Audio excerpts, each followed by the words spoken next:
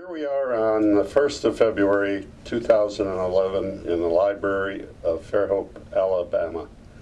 Speaking to you from the small studio in the library is retired Navy Captain Richard M. Charles, fellow Rotarian and friend of our interviewee. In general, our interview will follow guidelines furnished in the field kit for the Veteran History Project associated with the American Folklife Center at the Library of Congress. Today I'm interviewing Audie Waters, a World War II veteran in the European theater.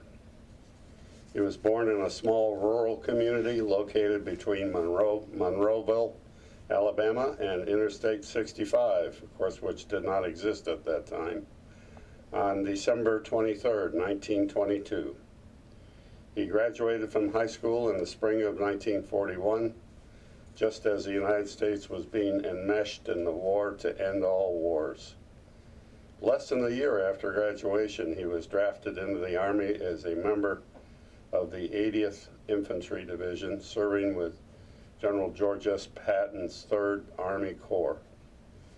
I will let Audie tell you about early life on the farm, family members, and his early days in training with Army infantrymen. He will then tell you about transiting the Atlantic on the Ile de France, a luxury liner built in Le Havre, France. He will then tell you about transiting the Atlantic and experiences in the ensuing action in England, France, and Germany. And without further ado, Audie, I'm going to turn it over to you. Take it away. I was born, like you said, in a little town called Burnt Corn, Alabama, in Conecuh County, almost on the Monroe County line. And I was raised on a farm. My dad was a barber. My dad only weighed about 115 pounds, so he couldn't do much farming. But when we were, our children, all of us children were small, we had some colored people helping us, which was great. Later on, we kind of took over, but we still needed their help. But we raised cotton and peanuts and corn and raised our own food. Back then, time was kind of hard coming up during the Depression. So, but we did have plenty to eat, and we had an automobile. And my dad being a barber, we had a little money, so we made it pretty good, better than a lot of others, but still hard. But there were 7 of us children. I had 3 brothers and 3 sisters. 3 of my brothers has deceased. I still have 2 sisters left. One of my sisters died a few years ago. We worked hard and raised, like I said, raised most everything we ate, pork, beef, vegetables, and so forth. And we made it pretty good. But anyway, in 1942, of the summer of 42, I came to Mobile, Alabama, me and 2 of my friends, to get a job, looking for a job. And I was the only one that found a job. 2 of them, the other 2 tried to join the service at that time, and they wouldn't take them, but later they were drafted. And so I got a job working at Brooklyn Air Force Base. And I worked there until the middle of December of 42. And I had already gotten my invitation to go in service on January the 19th, 1943. That's when I was drafted. It was kind of sad leaving home because I'd never been away from home over a week at a time, because when I was in Mobile, I'd always go home on the weekends. So it was kind of bad on a country boy at that time, but these were in the days before John Deere, too, right? Right, yeah. You had a mule or a horse? Plowed a mule, yeah. A mule. Sure did. And I'd get behind that mule, start singing, I could plow that mule to death almost. but anyway, when I came to Mobile, I worked at Brooklyn Field for several months, and then I got drafted. I left Evergreen, Alabama on January the 19th, went to Fort McClellan, Alabama for a day or 2. Then I was sent to Fort McPherson in Atlanta, and from Fort McPherson I was assigned to Camp Croft, South Carolina, near Spartanburg for my basic training, and I was lucky enough to be assigned to stay there, and I made corporal pretty quick, less than 6 weeks, and sergeant in less than 3 months. And I was supposed to get a 10-day pass to come home and get married. I'd been going with my girlfriend at that time for 2 years, but something happened. The captain told me, said, why don't you take a long 3-day pass? So I left on Saturday morning. My 3-day pass started on Monday, and I had to be back Thursday morning. So I came home, we got married in the courthouse in Evergreen, Alabama. Didn't have time for a church wedding. But anyway, I had found an apartment up there in Spartanburg, and so my wife went back with me. So that helped me a lot, get over my homesickness and everything. But it began to get good, and we enjoyed it because I could go home at night and be with my wife, and it wasn't about 3 miles out to camp, and the bus is running all the time, so it didn't cost much to ride the bus. When I got married, my wife and I both, with her allotment and everything, we were drawing $98 a month, which wasn't a whole lot of money at that time. But we made it okay, because I think we were paying about $7 a week for rent with the kitchen privilege, because I ate at the base. All she had to do was eat where we was living there. But and anyway, Totally, how long did you stay at that base? for 18 months. 18 I stayed months. at Camp Croft 18 months. And then the orders came down, and anybody been there that long had to be shipped out.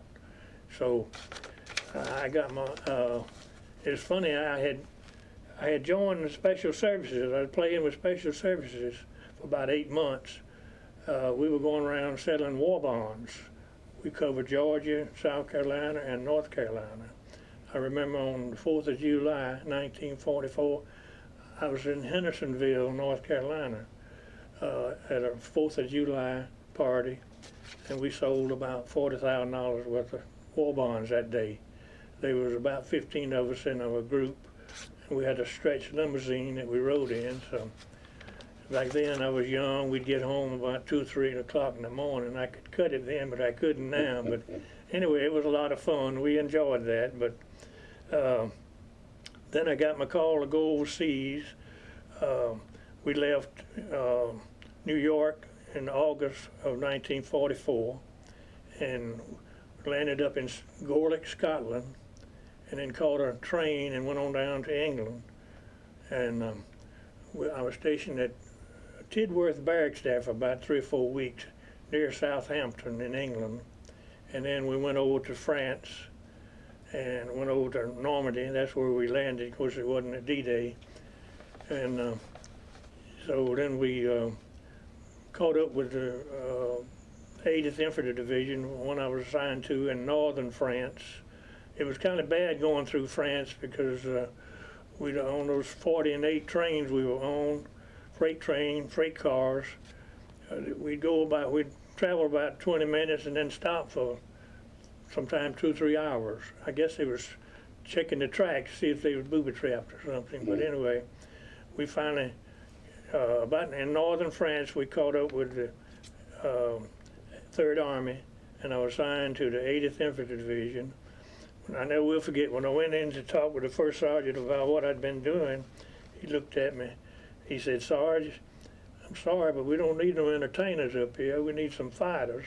So the 3rd Squad, 3rd Platoon needs an assistant squad leader. So that's where I ended up, squad leader. Why did he think you were an entertainer? Because I'd been with Special Services. Okay. I had told him I had been with Special Services. But anyway, I don't have the vocabulary to really tell you how bad it was because of the weather and the fighting. Both were bad, but I believe the weather was the worst because snow was waist deep in a lot of low places. We'd walk sometime all night long in the snow. You'd be so sleepy you'd fall down and the snow would wake you up and you'd get up and keep going, you know. We wasn't mobilized at that time. We were strictly foot soldiers. But anyway, I had several close calls, but the Lord was with me. He kept his arms around me, and I made it back home. Do I think I was a hero? No way. No way, shape, or form. In my opinion, the heroes are the ones that didn't make it back home, you know. But anyway, the first encounter I had was, if you're a new non-commissioned officer in the company, if they want a detail to go out and search something at night, they'd call on the newest non-com. And I happened to be the newest non-com, so the captain said he wanted me to take 6 of my men and go down to the river and contact the 5th Infantry Division to see if they had pulled out or not. It's 5 miles down there and 5 miles back. That was scary, because after being up there just a few days and then having to do that. But were you under radio silence at that time, so you didn't? Didn't have a radio, no. No radio. No radio. But anyway, on the way down there was a castle, and one of my members' friend, we were pinned down. We were taking this town, and we were pinned down on the ground by snipers up in church steeples. They'd get up there and pick you off one at a time. And then the radio man would call in and call for a tank to knock that church steeples down, and we'd get up and keep going. But as I was laying next to him there, a bullet went between his helmet and helmet liner, and we thought it had killed him. But it didn't, it just knocked him out. We found out later. But this guy that was a friend of his didn't want to go by that castle. I was leading the squad, and looked back, and they were way back up there. I said, oh my goodness, what's wrong? I went back up there, and they said, we're not going by that castle down there, because they'd get up in those castles and pick you off, you know. Mm-hmm. And they said, let's go back and tell the captain we got lost. I said, he's not going to do anything but send us back. And that's what happened. So anyway, we went, and the 5th Division had pulled out, but we made it back to where we had held up in an old barn that night, and about 3 o'clock in the morning we got back, all tired and done got over. I was scared by then, you know. The more you go, the braver you get, you know. Right. And you wonder what keeps you going, but when one goes, the other goes, and you just keep going. But anyway, we were there over the night, and the Germans threw a shell, and one piece of shrapnel came through the roof. I was laying on some straw, which was like the Grand Hotel for us, because we've been staying in foxholes with snow 4 or 5 inches deep and more. And a piece of shrapnel came through the roof and hit me on my hip pocket back there, but it didn't have enough force to hurt. But it's a piece of metal about that square from that shell. Did you have your wallet in that back pocket? Yeah. About the only thing I had in there was my wife's picture. But at least it was some padding. Right. But another time we were crossing this river, and captain looked at me and he said, you take 5 of your guys on the boat, and it wasn't motorized. We had to paddle across. And you start one place and end up way down because the river was beginning to get swift. And so we made it about 3/4 of the way over, and the Germans shot the boat out and under us. We had to swim a little and wade a little to get out. And we were pinned down on the bank of the river over there, dug in for 3 days. Didn't have any food or anything. And wet feet. And wet feet, right. And it's cold as ice, I mean, in February over there. And so my feet froze. But anyway, while there, our side threw a smoke bomb, and there was one other boat that got over, and one of them was dug in next to me there.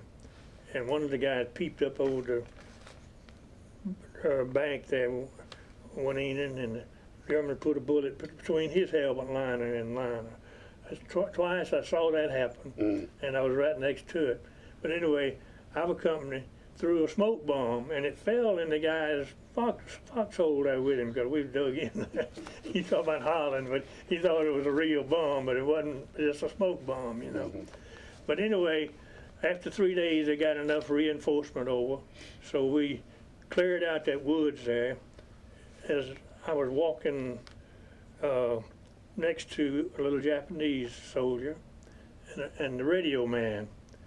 The Japanese soldier was in the middle of us, and there's a German up in a fir tree, and he shot the Japanese boy. I don't know why he didn't shoot me or the radio man, but he didn't.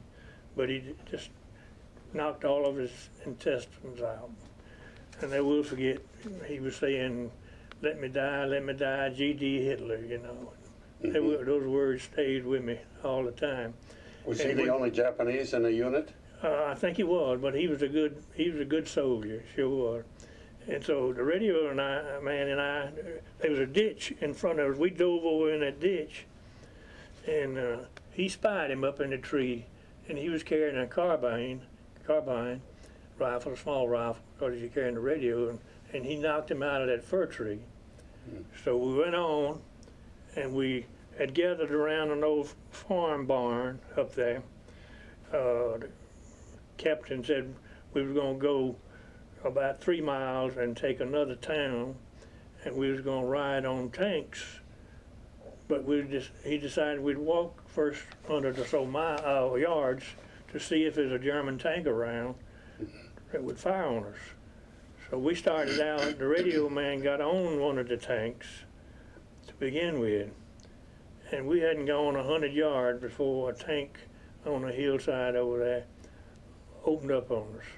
It made a direct hit on one of the tanks that the radio man was on. His body was strode all over the tank. I mean, it was terrible. We pulled back to the barn. My feet was bothering me a lot, so burning, and so I pulled off one of my shoes, and it was bleeding and had cracked open underneath. The medic happened to come by, and he said, "Sarge, they had sent a Jeep up there with some more orders." He said, "You see that Jeep there?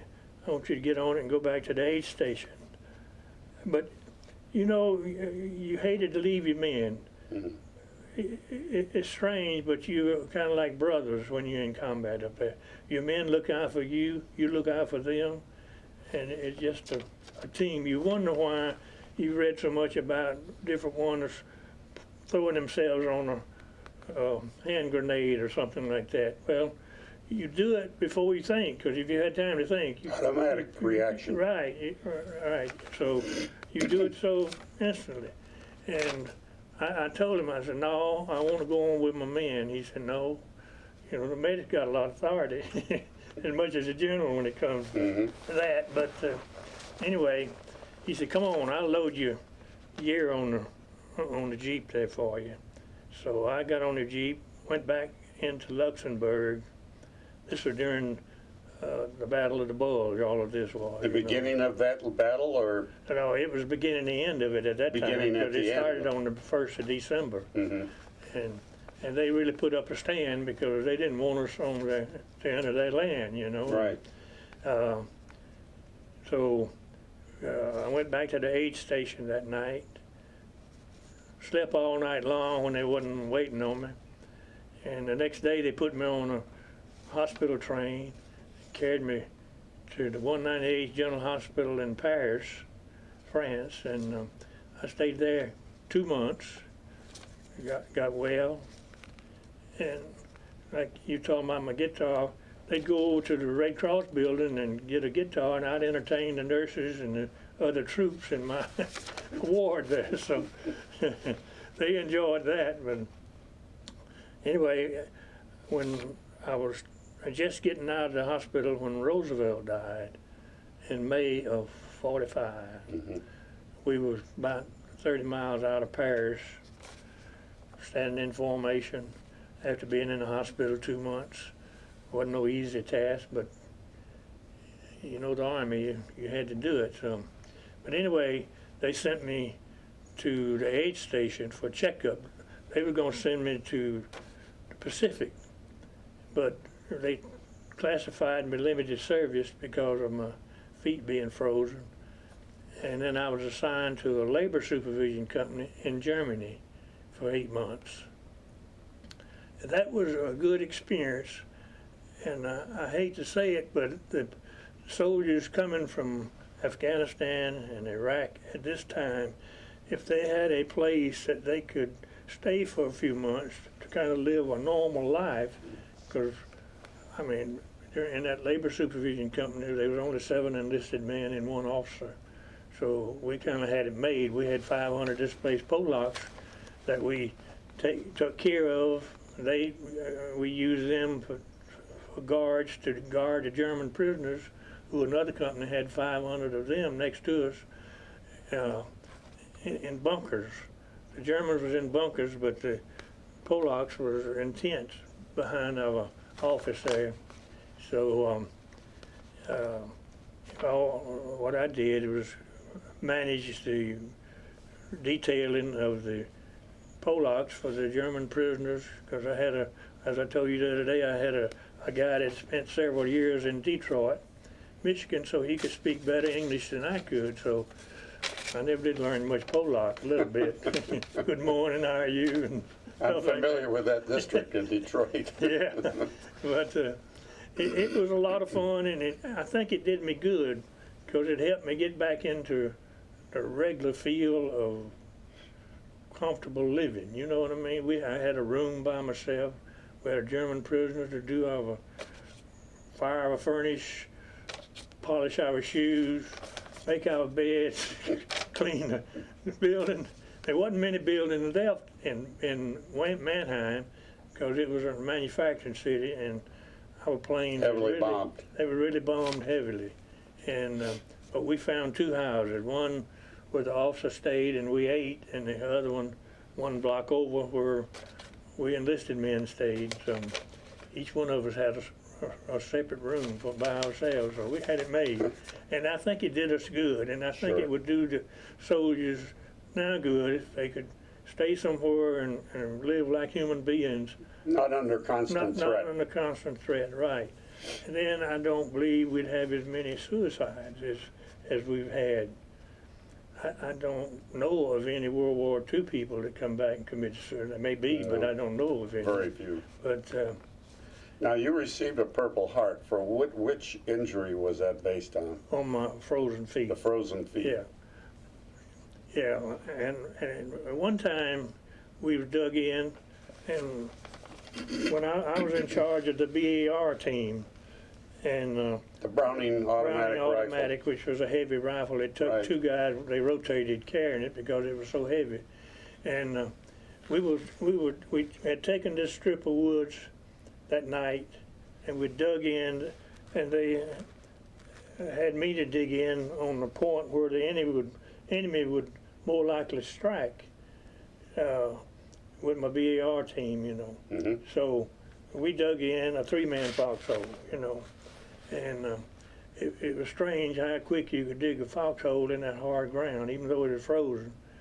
When you get scared, you can really dig a hole pretty quick, you know. But anyway, the 2 guys were sleeping about 4:30 in the morning, and I had raked up some snow. I was kneeling down, sitting on my heels. I had laid my rifle and gas mask and rifle belt on the side of my foxhole, and I was going to make me a cup of coffee. I had some canned heat, and I was kneeling there, and the Germans threw a shell and hit a limb up over my foxhole. It cut my rifle barrel in 2, cut every round of ammunition in 2, tore my gas mask up, just knocked me backwards real quick and cut me under the eye right here. I was bleeding. The first sergeant came up there and he looked at me and he said, "Sarge, if that happened to me, I'd end up back in the States." And I never will forget what I told him, and I wasn't all that brave, but I said, "Well, Sarge, if I got to lie about it, I guess I won't make it." You know? He said, why don't you come down and sign up for a Purple Heart? And I said, I didn't know what Purple Hearts meant at that time. And I said, man, I'm not up here looking for Purple Hearts. I'm up here trying to get to war with. But so anyway, I didn't sign up for the Purple Heart, but I did get one after staying in the hospital 2 months. But I don't regret not signing up for that one. But I didn't know how many medals I had. And in fact, for 60 years, I wouldn't talk about my service at all. My dad and mom was living, they never knew nothing. And I never told them. I had 3 brothers. I never talked to them about it. I worked for Greer's for almost 52 years. I never told them about it. That was typical of a returning vet of World War II. I just didn't want to talk about it, you know. I didn't want to get it on my mind. Sure. But anyway, I was playing golf with a friend of mine one day, and Dr. Charles, can't think of his last name now, but anyway, he had been a professor over at the New Orleans Cemetery in New Orleans. And we were playing golf together, and he was walking and I was riding. And he was about my age, and I knew he was getting tired, so I said, Charles, come on and ride with me. So he did. And I don't know how it come up, but he started telling me about his Navy career and all, you know. And the National Service Officer with the DAV had told me, he said, you write the Army, because the only thing I had was a combat infantry badge when I got discharged. He said, why don't you write the Army and see what medals you're entitled to? I said, okay. He gave me the address and everything, so I wrote them. And they wrote me back and told me that my discharge, my Army papers had been lost when I left the front lines.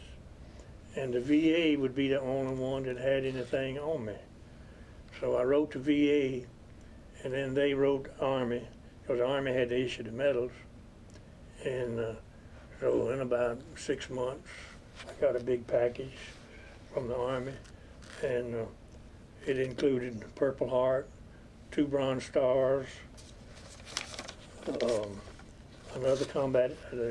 new combat infantry badge, European, African, and Middle Eastern medal with 3 Bronze Stars, Good Conduct Medal, Purple Heart Medal, American Combat Medal, World War II Victory Medal, National Defense Service Medal, Honorable Service Medal with World War II, Marksman Badge with rifle bar. Nice things happen to people that ask. I guess so. So that was in 1962 is when I got my medal. Wow. So, but anyway, Dr. Charles asked me, he says, would you mind if I made a little talk at church, and maybe it might help the young people understand what we went through. So I couldn't say no. But that's how it got started. He got up and made a talk at church, and then a friend of mine, Buddy Bizer, he was at Carol's assisted living out there. He called me one day and he said, Audie, he said, bring your medals out. I got a friend out here who wants to see him. I didn't know he had called the paper. He called the Fairhope Courier and had a news lady out there. So that's how I got in the paper. Surprise. It wasn't my doing. but anyway, it happened, and I guess I'm glad it came out because I can talk about it now without losing sleep over it. But some of the other things I witnessed after we crossed that river, others was trying to come over, and I guess they couldn't swim, whatever. But anyway, that boat was shot out and under them, and you could see them floating down the river. Pretty soon you wouldn't see nothing but the helmet liner floating. They'd be done going under, you know. And that stayed with you a long time. I still think about that a lot at night now, because that's terrible. But you see terrible things. Another friend of mine and I was dug in one time into a bank, And every once in a while, our own artillery would fall short. And a round did fall short. A piece of shrapnel went all the way through the muscle in his leg here and didn't hit me. Just And luck. we were, I mean, we were sitting close together. We were showing each other our wives' picture, and so, but the medic came by and gave him a shot. We pulled out then, so I'm sure probably the ambulance came by and picked him up. I never heard no more from him, but I feel sure he made it. 'Cause You finally returned after the Battle of the Bulge to the U.S. yeah. For mustering out. Right. I came back. We landed in New York about the 3rd of February 1946. And since the war had been over so long, we did not get any reception whatsoever. We just coming home. That was Did they it. fly you home? No. They sent us by train to Fort McPherson again, and then they put us on a bus and brought us to Evergreen. And But I meant getting back from Europe. Did they fly you back? oh no, we came back on a Howard Victory ship, and we was coming up the coast of Spain and ran into the biggest storm. Everybody on there, the seamen sick. and all, were sick. Well, that wasn't as luxurious as the Ile de France when you came across the other way. No, it was good. It wasn't too bad because it was a big ship, you know, the third largest ship afloat at that time, and but I got a little woozy, but that was it. I never did vomit or anything, you know, so that wasn't too bad. But coming back, it was rough, man. By the way, if you look at Wikipedia, you can find a very nice background on the Ile de France. Is that right? It was an Art Deco ship, and it's something that gave France a lot of income because it was so popular Yeah, in its day. yeah. It was a big ship, but if I've ever eaten horse meat, I believe they served it on that. They'd give you a piece of round steak, they called it, that big, you know. It was so tough you couldn't chew it, man. But anyway, we got over there, and we went down to England that night, and you want me to tell that story now about Sure. anyway, every day some second lieutenant would call us out, and all he'd say to us, if you're captured, give him your name, rank, and serial number, over and over and over for about a week or so. He did this, and we was all getting disgusted. So one day there was a colored soldier on the back row back there. He was writing. So the lieutenant stopped and went around and picked up his note that he was writing, and he had wrote a poem about Tojo and Hitler. And this is the way it went. He said it was early one morning across the great Pacific. The skies were clear, not a piece of cloud could be found when old Tojo gets out of bed with his long gown on. He gets out of bed with his long gown on, he rushes over to his telephone. He said, "Hello, Hitler, this is Tojo, the King of Japan. I just called you up to tell you I'm a worried man." He said, "My wife and children are standing around me crying." He said, "Cold chill, Hitlers, are running up my spine." He said, "Hitler, you lied. You said if I'd fly over Pearl Harbor and drop a few bombs, it wouldn't be long before peace would come." He said, "You lied. I flew over Pearl Harbor and dropped the biggest bombs I had and didn't do a damn thing but make Sam mad." He said, "My Zeros and fighter, they do mighty well, but Sam's got a P-38 that's a burner from hell. So my Zeros and fighters, they go out and pack, they meet that P-38 and don't a damn one get back." Oh, Hitler said, "Yeah, Tojo," said, "I'm not a praying man, but the Allies are now on the father's land. So I'm going to pray now like I never prayed before, because the Allies are knocking on my back door." Oh, Tojo said, "Yeah," Hitler said, "I've been a praying man, but I think I'll quit, because you ain't handing me nothing but a bunch of bull."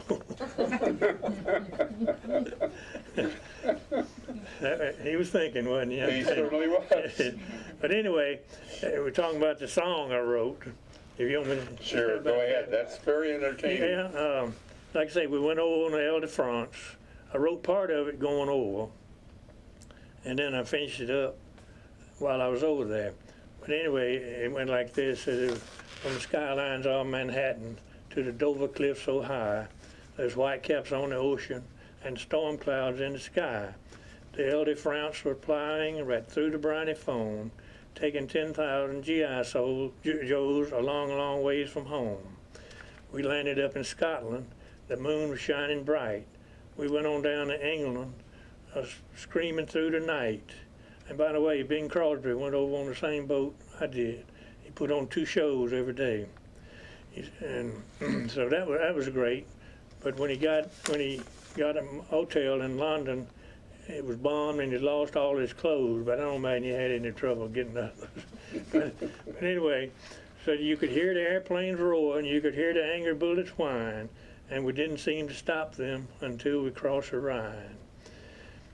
We ran them out of France. In the homeland they took a stand. We beat them in their homeland and all throughout the land. And now this war is over. We'll be returning home to be with friends and loved ones and build a happy home. And I would like to say this in closing. I was proud to serve this country. It's the best country that I've ever been in, and I know it's the best one in the world, and my prayers are that it'll stay that way. I was glad to serve again if I was young enough and able, but since I'm old and feeble, I'm all finished. You're still young at heart. I'm still young at heart, amen. Thank you very much. Very good. Is that enough? Yes. Thank you. Outstanding. Thank you.